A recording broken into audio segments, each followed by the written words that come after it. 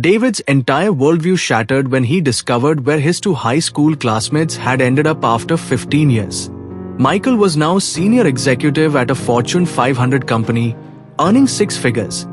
Yet he was constantly stressed about money and living paycheck to paycheck despite his impressive salary.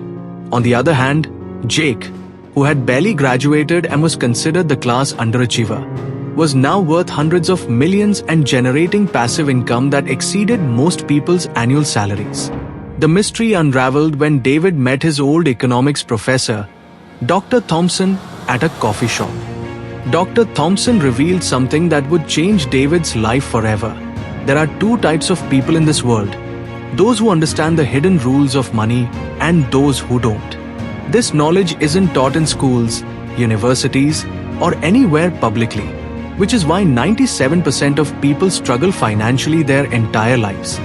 Dr. Thompson explained that Jake had discovered a fundamental principle that separated the wealthy from the working class. Jake never worked for money, David. From day one, he made money work for him. This isn't just semantics. It's a completely different operating system for life. David was confused.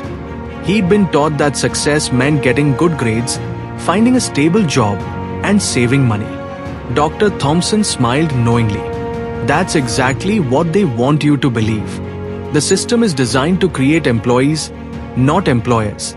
It's designed to create consumers, not investors. Here's what Jake understood that you and Michael didn't, Dr. Thompson continued. The language of poverty versus the language of wealth. When poor people say, "I can't afford it," their brain shuts down. When wealthy people encounter something they want, they ask, "How can I afford it?" This simple shift activates the brain to find solutions. David realized he'd been speaking the language of limitations his entire adult life. Every opportunity was met with reasons why it wouldn't work, instead of strategies for how it could work. Dr. Thompson nodded, recognizing the revelation in David's eyes. The wealthy understand that emotions drive financial decisions, and most people are controlled by two primary emotions: fear and greed. Fear keeps them in low-paying but secure jobs. Greed makes them chase get-rich-quick schemes. Jake mastered these emotions early and used logic to guide his financial choices. Dr. Thompson revealed how Jake had started his transformation. While you and Michael were complaining about rich people and believing money was evil, Jake was studying them. He read their books, watched their interviews, and most importantly, he adopted their mindset patterns. He understood that if he wanted different results, he needed different thinking. The professor shared a shocking fact. Do you know what Jake's first job paid? Just $28,000 per year. But here's what made him different. He immediately started investing 50% of his income. He lived on $14,000 while investing $14,000. This decision became the foundation of his wealth. David was stunned. He couldn't even save 10% of his $75,000 salary. Dr. Thompson explained this was the classic middle-class trap. As income increases, expenses increase proportionally. It's called lifestyle inflation. Jake broke this pattern by paying himself first, then living on whatever was left. Jake understood the difference between assets and liabilities better than most accountants. Dr. Thompson continued. Assets put money in your pocket. Liabilities take money from your pocket. Your house, your car, your credit cards. These are all liabilities disguised as assets. David protested, "But my house is appreciating in value." Dr. Thompson replied, "Your house only becomes an asset when it generates income. Until then, it's consuming your money through mortgage payments, taxes, insurance, and maintenance." Jake bought income-producing properties first, then used that cash flow to buy his personal residence. The professor introduced David to the concept that had made Jake wealthy: compound interest. Einstein called it the eighth wonder of the world. If you invest $1,000 per month starting at age 25 with a 12% return, you'll have $8.9 million by age 65. Start at age 35, and you'll only have $2.3 million. Time is the most critical factor in wealth building. David felt regret about starting late, but Dr. Thompson encouraged him. The best time to plant a tree was 20 years ago. The second best time is now. Jake's success wasn't luck. It was systematic application of wealth principles. Dr. Thompson explained how Jake had created multiple income streams. He never depended solely on his job. He built rental income, dividend income, business income, and royalty income. When one stream faced challenges, the others continued flowing. This is financial diversification at its finest. But how do you create multiple income streams? David asked eagerly. Dr. Thompson outlined the strategy. Start by maximizing your investment contributions. As your portfolio grows, reinvest the returns. Use the snowball effect. Then gradually add real estate, start side businesses, and create intellectual property. Each stream feeds the others. The professor revealed another secret.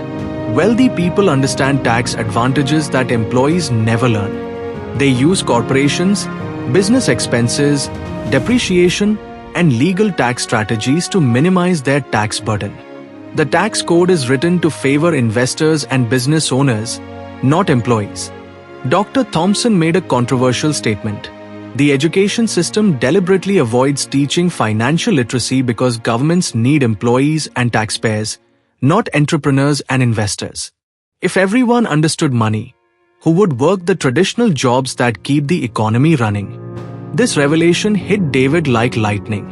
He realized he'd been systematically kept ignorant about money to serve the existing economic structure. Jake cracked this code early.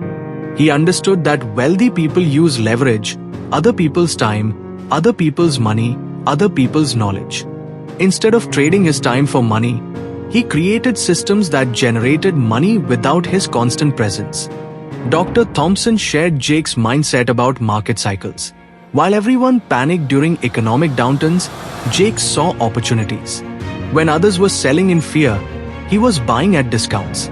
The wealthy know that fortunes are made during recessions, not just bull markets.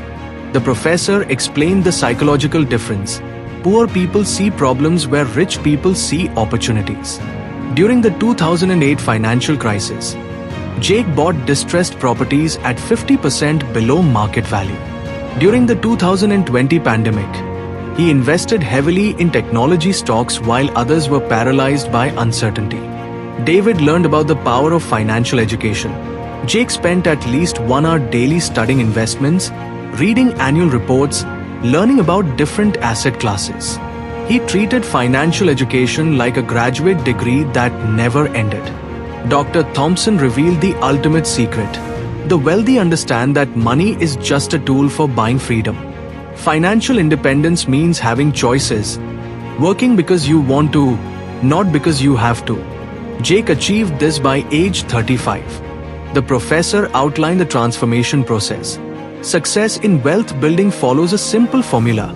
Financial education plus consistent action plus time plus compound growth is equal to financial freedom. Jake mastered each component systematically. David committed to changing everything that day. He immediately automated investments of 40% of his income, started reading financial books, and began treating wealth building like a part-time job. The initial months were challenging, but he began seeing results within the first year. 18 months later, David encountered Jake at a business conference. Jake smiled and said, "David, I'm impressed with your transformation. You've joined the small percentage of people who understand that wealth isn't about luck or inheritance, it's about knowledge and discipline applied consistently over time." David realized this was just the beginning of his wealth building journey. He understood that financial freedom wasn't just about accumulating money. It was about creating options, reducing stress, and having the resources to pursue his passions without financial constraints limiting his choices.